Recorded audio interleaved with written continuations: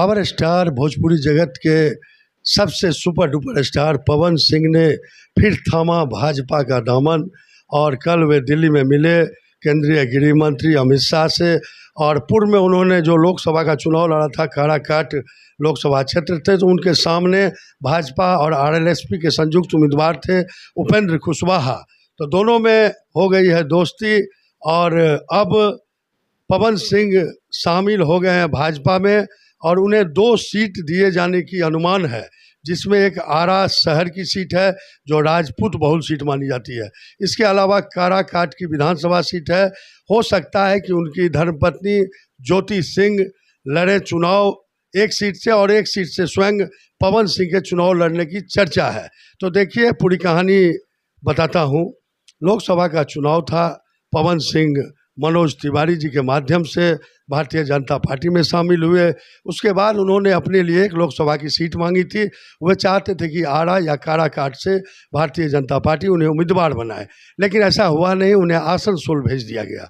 उन्होंने इनकार कर दिया। शत्रुघ्न सिन्हा तृणमूल कांग्रेस से खड़े थे, बड़े सुपरस्टार हैं और बिहार से ही आते हैं, तो वे उनके विरोध में चुनाव नहीं लड़े। उसके बाद वे काराकाट पहुंच गए और वहां से स्वतंत्र उम्मीदवार के रूप में उन्होंने काफ़ी अच्छे ढंग से चुनाव लड़ा। इसका परिणाम यह हुआ कि वे भी चुनाव हार गए और भाजपा समर्थित आरएलएसपी के पूर्व केंद्रीय मंत्री उपेंद्र कुशवाहा भी चुनाव हार गए। एंट्री हो गई भाकपा माले यानी कि वामपंथी पार्टी की और वहां से बन गए सुदामा प्रसाद एमपी।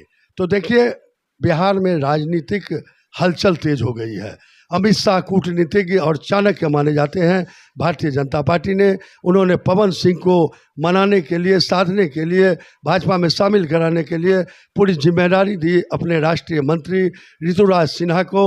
और ऋतुराज सिन्हा ने पहल की, पवन सिंह से बात की, वे मान गए और आ गए दिल्ली, मिल लिए अमित शाह गृह मंत्री जी से। और उससे पहले उपेंद्र कुशवाहा से मिलकर सारे गले शिकवे दूर किए, उन्हें प्रणाम किया, उन्होंने उन्हें गले लगाया। तो राजनीतिक चर्चा है कि राष्ट्रीय लोकतांत्रिक पार्टी आरएलएसपी में शामिल हो सकते हैं पवन सिंह भाजपा के माध्यम से। 2 विधानसभा की सीटें उन्हें दी जा सकती है, जिसमें एक आरा सीट है और एक काराकाट की सीट है। और चर्चा यह है कि एक सीट से खुद पवन सिंह लड़ेंगे चुनाव और दूसरी सीट से उनकी धर्मपत्नी ज्योति सिंह लड़ेंगी चुनाव। यह प्रश्न यह बना है कि राजपूत बहुल क्षेत्र से चुनाव लड़ रहे हैं पवन सिंह।